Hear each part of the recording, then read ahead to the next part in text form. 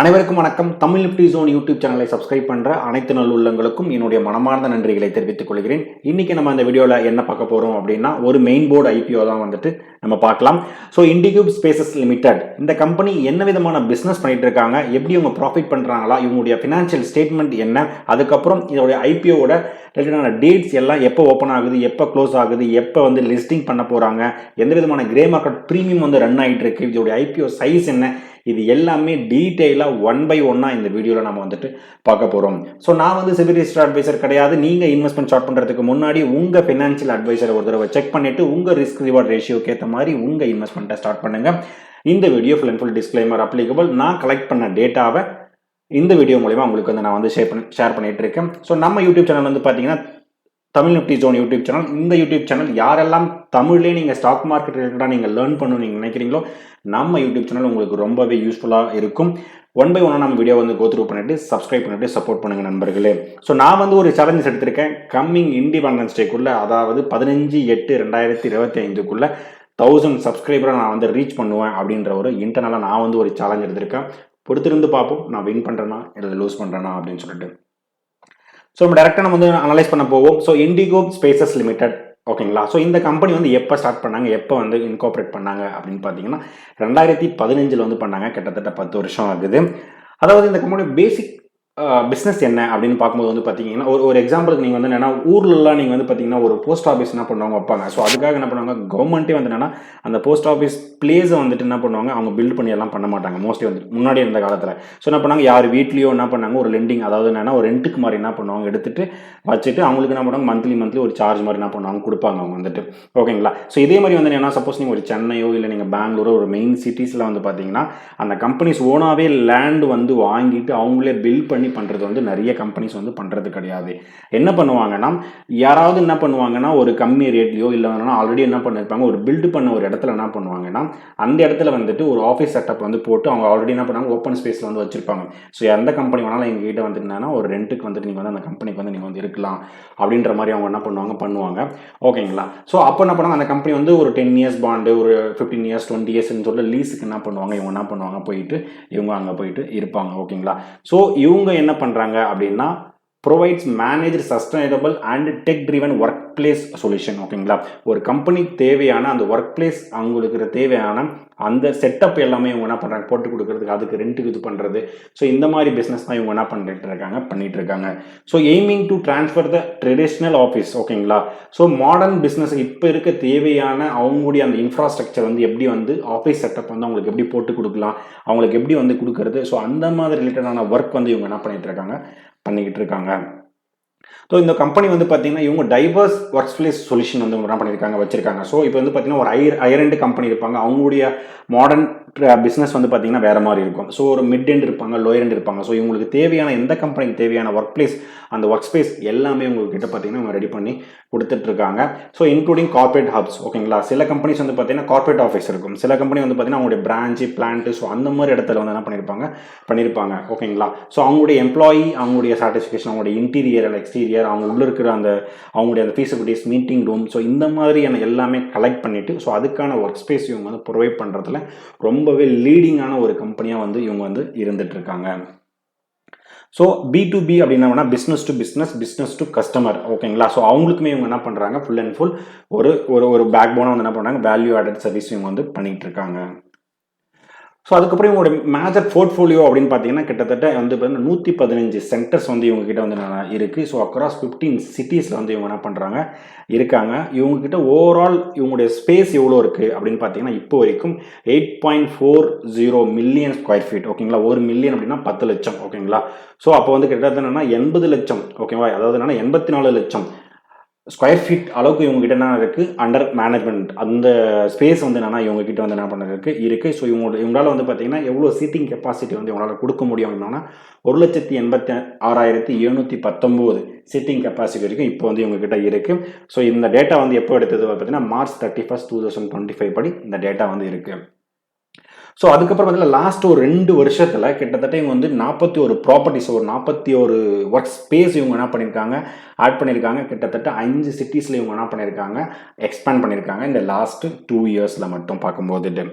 ஓகேங்களா. ஸோ இவங்களுடைய main focus அப்படின்னு என்ன அப்படின்னு பார்த்தீங்கன்னா, அதாவது இப்போ ஒரு எக்ஸாம்பிள் நீங்கள் என்ன பண்ணுறீங்க, ஒரு சென்னையிலையோ ஒரு பெங்களூர்லையோ நீங்கள் என்ன பண்ணுறீங்க, ஒரு ஒர்க் பண்ணிட்டுருக்கீங்க, ஒரு மும்பை இந்த மாதிரி இடத்துல வந்து நீங்கள் வந்து என்னன்னா ஒரு பிஸ்னஸ் வந்து பண்ண போகிறாங்க அப்படின்னா, அந்த இடத்துல முன்கூட்டியே இவங்க என்ன பண்ணுவாங்க, அதாவது என்னன்னா ரொம்ப கம்மியாக இருக்கிற அந்த இன்ஃப்ராஸ்ட்ரக்சர், அந்த லேண்டு, ஸோ அந்த டைமில் இவங்க என்ன பண்ணுறது வாங்கி வேண்டிட்டு, அதுக்கப்புறம் ஹை டிமாண்ட் எப்போ வந்து வருதோ அப்போ வந்து பார்த்தீங்கன்னா இவங்க என்ன பண்ணுவாங்க, அதோட இன்ஃப்ராஸ்ட்ரக்சர் அது எல்லாமே ரொம்பவே ஸ்ட்ரென்தன் பண்ணிவிட்டு, ஸோ நல்ல வேக்கன்சி ரேட்டுக்கு இவங்க என்ன பண்ணுறது, இவங்க வந்துட்டு என்னன்னா கம்பெனிஸ்க்கு பிஸ்னஸ்க்கு இவங்க என்ன பண்ணுறாங்க கொடுத்துட்டு இருக்காங்க.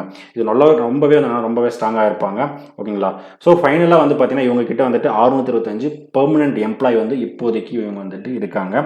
ஓகேங்களா. ஸோ இதுதான் வந்து என்னன்னா அவங்க பேசிக் ஒரு என்ன பிஸ்னஸ் பண்ணுறாங்க அப்படின்றது உங்களுக்கு வந்து என்னன்னா ஒரு ஐடியா கிடைச்சிருக்கும். ஓகேங்களா. ஸோ யாரெல்லாம் வந்து என்னன்னா கம்பெனிக்கே ரெண்ட் கொடுக்கணும். ஓகேங்களா. நம்ம கம்பெனிக்கு ஒர்க் பண்ணுறோம், கம்பெனி நமக்கு சேலரி கொடுக்குது. பட் கம்பெனியே எந்த இடத்துல இருந்து ஒர்க் பண்ணுது, அந்த இடத்துக்கு ஒருத்தர் வந்து ஸ்பேஸ் கொடுக்குறாங்க பார்த்தீங்களா. ஸோ அந்த மாதிரி கம்பெனிஸில் யாரெல்லாம் வந்து என்னன்னா ஃபியூச்சரில் வந்து அப்ளை பண்ண போகிறீங்க, இன்வெஸ்ட்மெண்ட் பண்ண போகிறீங்க அப்படின்றதுக்கு எல்லாமே இந்த ஐபிஓ உங்களுக்கு வந்து என்னன்னா சூட்டபுளாக இருக்கும். ஓகேங்களா. ஸோ இப்போ இந்த ஐபிஓ வந்துட்டு எப்போ ஓப்பன் ஆகுது அப்படின்னு பார்க்கும்போது ஜூலை 23 ஜூலை 25 வரைக்கும். ஸோ 23, 24, 25 ஸோ 3 நாள் வந்து பார்த்தீங்கன்னா ஐபிஓ வந்து ஓப்பன் ஆகுது. ஃபேஸ் வேல்யூ வந்து பார்த்தீங்கன்னா ₹1 பெர் ஷேரில் தான் இவங்க வந்து வராங்க. இஷ்யூ ப்ரைஸ் பேண்ட் வந்து பார்த்தீங்கன்னா ₹225 ₹237 பர் ஷேருக்கு வந்து வராங்க. ஏன் வந்து என்னன்னா ஒரு லோ ப்ரைஸ் ஒரு ஹையர் ப்ரைஸ் வந்து கொடுக்குறாங்கன்னா, எப்பயுமே வந்து என்னன்னா ஒரு ப்ரைஸ் வந்து நீங்கள் வந்து ஒரு கோட் பண்ணுறீங்க அப்படின்னும் போது என்ன பண்ணுவீங்கன்னா, ஆக்சுவலாக இந்த ப்ரைஸில் தான் வந்து கோட் பண்ணணும். ஆனால் இந்த ப்ரைஸ்க்குள்ளே நீங்கள் எந்த ப்ரைஸ் வந்து நீங்கள் என்ன பண்ணலாம், கோட் பண்ணலாம். ஒரு எக்ஸாம்பிள் நான் வந்து ₹225 நான் வந்து கோட் பண்ணுறேன், ஒருத்தர் வந்து ₹237 கோட் பண்ணும்போது ஆப்வியஸாக நம்மளுக்கே தெரியும் ₹237 இருந்தால் என்ன பண்ணுவாங்க, ஃபர்ஸ்ட் வந்து என்ன பண்ணுவாங்க, கோட் பண்ணுவாங்க. இப்போ வந்து என்னன்னா என்கிட்ட ஒரு 100 அப்ளிகேஷன் தான் இருக்குது. ஓகேங்களா. ₹237 என்கிட்ட என்ன பண்ணியிருக்காங்க, 90 பேர் வந்து கோட் பண்ணியிருக்காங்க. ஒரு ₹225 வந்துட்டு பார்த்தீங்கன்னா ஒரு 10 பேர் வந்து நான் கோட் பண்ணியிருக்காங்க அப்படிங்கும்போது ஃபர்ஸ்ட் பீரியட் என்ன பண்ணுவாங்க, அது அதிகமாக கோட் பண்ண அந்த 90 பேருக்கு தான் என்ன பண்ணுவாங்க, கொடுப்பாங்க. ஓகேங்களா. ஸோ இப்போ இன்னொரு செகண்ட் இது நம்ம வந்து செக் பண்ணுவோம். நம்ம வந்துட்டு என்கிட்ட 100 அப்ளிகேஷன் இருக்குது. பட் ஆனால் 1000 பேர் வந்து என்னன்னா ஐ ப்ரைஸ் என்ன பண்ணாங்க, 237 பேருக்கு வந்து பண்ணிட்டாங்க. ஸோ 225 ஒரு 230 வந்து ஒரு 100 பேருக்கு வந்து பண்ணியிருக்காங்க அப்படின்னு பார்க்கும்போது அவங்க மேக்ஸிமம் கோட் ப்ரைஸ் பண்ணவங்க யாரு, அந்த 1000 பேர். ஸோ அந்த 1000 பேர்ல என்கிட்ட இருக்கிறது 100 அப்ளிகேஷன் தான் என்கிட்ட இருக்கு. ஸோ இப்போ அதில் இருக்கிற வின்னிங் ப்ராபபிலிட்டி தான் என்ன பண்ணுவாங்க, அவங்களுக்கு வந்து கொடுப்பாங்களே தவிர லோயர் ப்ரைஸ் இருக்கவங்களுக்கு மோஸ்ட்லி வந்து கொடுக்க மாட்டாங்க. ஸோ ஒரு லாட் சைஸ் வந்து நீங்கள் அப்ளை பண்ணணும் அப்படின்னா கிட்டத்தட்ட 63 ஷேர் வந்து உங்களுக்கு வந்து கிடைக்கும். ஓகேங்களா. ஸோ இந்த இஷ்யூ சைஸ் வந்து என்ன அப்படின்றத நம்ம தெரிஞ்சுக்கணும். ஒரு ஐபிஓ அப்ளை பண்ணுறதுக்கு முன்னாடி இது ரொம்ப இம்பார்ட்டன்ட். என்ன இஷ்யூ சைஸ் அப்படின்றது தெரியணும். 700 கோடி ஐபிஓ. ஓகேங்களா. ஸோ 700 கோடியில் வந்துட்டு ஃப்ரெஷ் இஷ்யூவாக வந்து 650 கோடியும், ஆஃபர் ஃபார் சேலாக வந்து பார்த்தீங்கன்னா 50 கோடியும் வந்துட்டு வராங்க. இந்த கம்பெனியில் ஒர்க் பண்ணுற அந்த 625 எம்ப்ளாயீஸுக்கு அவங்க அப்ளை பண்ண முடியுமா அப்படின்னு கேட்டிங்கன்னா கண்டிப்பாக அப்ளை பண்ண முடியும். அப்படி அவங்க அப்ளை பண்ணாங்க அப்படின்னா ஏதாவது டிஸ்கவுண்ட் இருக்குன்னு பார்த்தீங்கன்னா கண்டிப்பாக இருக்குது. ₹22 வந்து என்னன்னா மைனஸ் பண்ணிட்டு அவங்கள அப்ளை பண்ண முடியும். ஃபார் எக்ஸாம்பிள் வந்து என்னன்னா ₹237 மைனஸ் ₹22 அவங்க வந்து என்ன பண்ண முடியும், பண்ண முடியும். ஓகேங்களா. ஸோ இவங்க லிஸ்டிங் அட் 2 இதுலையுமே வராங்க, பிஎஸ்சி அண்ட் என்எஸ்சி இவங்க 2 இதுலையுமே வந்துட்டு இவங்க வந்து வராங்க. ஸோ நம்ம டேட் படி பார்க்கும்போது நம்ம பார்த்துட்டோம் ஜூலை 23 ஓப்பன் ஆகி ஜூலை 25 வந்து என்னன்னா க்ளோஸ் ஆகுது.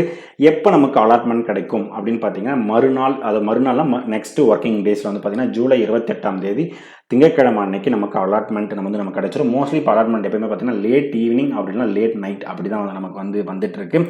சப்போஸ் 29 அன்னைக்கு நெக்ஸ்ட் டே டியூஸ்டே அன்னைக்கு நமக்கு வந்து கிடைச்சிருந்ததுன்னா நம்ம டிமேட் அக்கௌண்ட்டுக்கு ஷேர் வந்து கொடுப்பாங்க. அப்படி கிடைக்கல அப்படின்னும் போது ரீஃபண்ட் வந்து நம்ம டைரெக்டாக பேங்க் அக்கௌண்ட்டுக்கு இவங்க கொடுத்துருவாங்க. லிஸ்டிங் டேட் வந்து பார்த்தீங்கன்னா ஜூலை 30 அன்னைக்கு லிஸ்டிங் டேட் அன்னைக்கு பண்ணுறாங்க. யூபிஐ மேண்டேட் வந்து என்றைக்குமே வந்து பார்த்தீங்கன்னா 3வது நாள் அன்னைக்கு ஈவினிங் வந்து பார்த்தீங்கன்னா 5 மணிக்குள்ளே நம்ம வந்துட்டு யூபிஐ மேண்டேட் வந்து நம்ம கம்பல்சரி பண்ணி ஆக வேண்டும். ஓகேங்களா. ஸோ ஓகே, இப்போ நான் வந்து என்னென்னா ரீட்டைல் கேட்டகரியில் நான் வந்து அப்ளை பண்ண போகிறேன். Small HNI category, big HNI category என்னால் எவ்வளோ லாட் வந்து அப்ளை பண்ணணும் அது வந்து நம்ம வந்து தெரிஞ்சுக்கணும். ஓகேங்களா. ஸோ ஒரு லாட் வந்து ரீட்டைல் கேட்டகரி ஒரு லாட் பண்ணலாம். அதிகபட்சம் 13 லாட் வரைக்கும் நீங்கள் என்ன பண்ணலாம். ஒரு எக்ஸாம்பிள் நான் வந்து ஒரு 5 லாட் பண்ண போகிறேன் அப்படின்னா வந்து நீங்கள் பண்ண முடியும். ரீட்டைல் கேட்டகரியில் போயிட்டு 5 லாட் பண்ண முடியும். ஸோ 5 லாட்டுக்கு பார்த்தீங்கன்னா 5 × 63. ஓகேங்களா. ஸோ 300 + ஒரு 15. ஸோ கிட்டத்தட்ட ஒரு 315 ஷேர்ஸ் வந்து உங்களுக்கு வரும். அதே மாதிரி 5 × 14,931 நீங்கள் என்ன பண்ணணும், பே பண்ண வேண்டியதாக இருக்கும் உங்களுக்கு வந்துட்டு. ஸோ அதுக்கப்புறம் ஸ்மால் ஹெச்என்ஐ கேட்டகரி பார்த்தீங்கன்னா 14 லாட்லேருந்து 66 லாட் வரைக்கும் உங்களால் அப்ளை பண்ண முடியும். பிக் ஹெச்என்ஐ கேட்டகரி 67 லாட் அதுக்கு மேலே வந்து உங்களால் அப்ளை பண்ண முடியும். கிட்டத்தட்ட 10 லட்ச ரூபாய் உங்களுக்கு தேவைப்படும். ஸோ மினிமமாக இதுலேருந்து நம்ம என்ன தெரியும்னா, மினிமமாக ஒரு ரீட்டைல் கேட்டகரி அப்ளை பண்ணுறதுக்கு என்கிட்ட எவ்வளோ அமௌண்ட் இருக்கணும்னா 14,931 என் அக்கௌண்ட்டில் இருக்கணும். ஓகே. ஸோ இப்போ நான் வந்து என்னன்னா அப்ளை பண்ண போறேன். எனக்கு வந்து என்னன்னா இவங்க குடுக்குற அந்த 700 கோடியில இருக்கிற அந்த மொத்த ஷேர்ஸ்ல எவ்வளோ வந்து ரீட்டெயில் கேட்டகரிக்கு வந்து இவங்க என்ன பண்றாங்க அலோகேட் பண்றாங்க அப்படின்றத கண்டிப்பா தெரிஞ்சிருக்கணும். ஸோ ரீட்டெயில் கேட்டகரி அப்படின்னு பார்த்தீங்கன்னா கிட்டத்தட்ட 10% தான் வந்து அலோகேட் பண்றாங்க. ஓகேங்களா? ஸோ 10% பார்த்தீங்கன்னா ரொம்ப ரொம்ப கம்மி. ஓகேங்களா? கிட்டத்தட்ட 700 கோடியில 70 கோடி தான் வந்து வருவாங்க.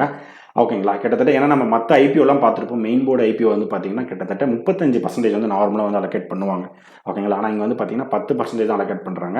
என்ஐஏ கேட்டகரிக்கு 15%. நான் ஆக்சுவலாக ஒரு அப்ராக்சிமேட்டாக சொல்கிறேன். இங்கே மென்ஷன் பண்ணியிருக்கேன் 14.97ன்னு சொல்லிட்டு 15%. QIB கேட்டகரிக்கு 75% கொடுக்குறாங்க.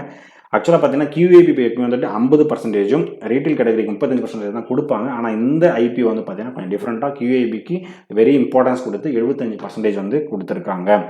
எம்ப்ளாயி ஷேருக்கு வந்து பார்த்தீங்கன்னா கிட்டத்தட்ட 0.21% கொடுத்துருக்காங்க. ஏன்னா எம்ப்ளாயி வந்து ரொம்பவே கம்மியாக இருக்காங்க. ஸோ டோட்டல் ஷேர் வந்து பார்த்தீங்கன்னா 100%. ஓகேங்களா? ஸோ இவங்களுடைய கேபி என்ன அப்படின்னு பார்க்கணும். ஆக்சுவலி கேபியும் நிறைய டீட்டெயில்ஸ் இருக்குது. பட் ஆனால் என்கிட்ட இந்த ஒரு 3 டீட்டெயில்ஸ் தான் வந்து கிடச்சிது. ROCE அப்படி பார்த்தீங்கன்னா 34.21% இருக்குது. டெப்ட் பை ஈக்விட்டி -110 இருக்குது. ஆக்சுவலாக இது வந்து நம்ம திருப்பி ஒரு தடவை ரீசெக் பண்ணணும். ஸோ ப்ராஃபிட் ஆஃப்டர் மார்ஜினும் வந்து பார்த்தீங்கன்னா -12.66% இருக்குது. இதுவுமே ரொம்ப வந்துட்டு ஆனால் போராக தான் எனக்கு வந்து தெரிய வருது. ஓகே. இப்போ நம்ம வந்து என்ன ஒரு ஃபினான்ஷியல் ஸ்டேட்மெண்ட் பார்ப்போம். ஸோ ஒரு கம்பெனி வந்து பார்க்குறோம் அப்படின்னா அவங்க என்ன மாதிரி பிஸ்னஸ் பண்ணுறாங்க அது எல்லாமே ஓகே தான். ஓகேங்களா?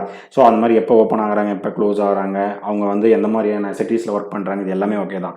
அவங்க கண்டினியூஸாக ப்ராஃபிட் பண்ணுறாங்களா இல்லையா, அவங்களுடைய அசட் வேல்யூ என்ன இருக்குது, அவங்க ரெவன்யூ பண்ணுறாங்களா இல்லையா, ஸோ எந்த மாதிரி ப்ராஃபிட் பண்ணுறாங்களோ அதை கண்டிப்பாக நமக்கு தெரிஞ்சிருக்கணும். ஸோ இந்த இண்டிகியூப் ஸ்பேசஸ் லிமிடெட் ஐபிஓ ஓகேங்களா? ஸோ இந்த கம்பெனி வந்து பார்த்தீங்கன்னா டேரெக்டாக ப்ராஃபிட் ஆஃப்டர் டாக்ஸ்க்கே நான் போயிடுறேன். ஓகேங்களா? எல்லா டேக்ஸும் கட்டி முடிச்சதுக்கப்புறம் இவங்க என்ன ப்ராஃபிட் பண்ணுறாங்கன்னு பார்த்தீங்கன்னா லாஸ்ட்டாக மார்ச் 2023, 2024, 2025 லாஸ்ட் இயர், அதாவது என்னன்னா இப்போ முடிஞ்ச ஒரு 3 மாதத்துக்கு முன்னாடி இந்த மார்ச் 2025 இதில் மட்டும்தான் 139 கோடிக்கு வந்து என்ன பண்ணியிருக்காங்க ப்ராஃபிட்டில் வந்திருக்காங்க.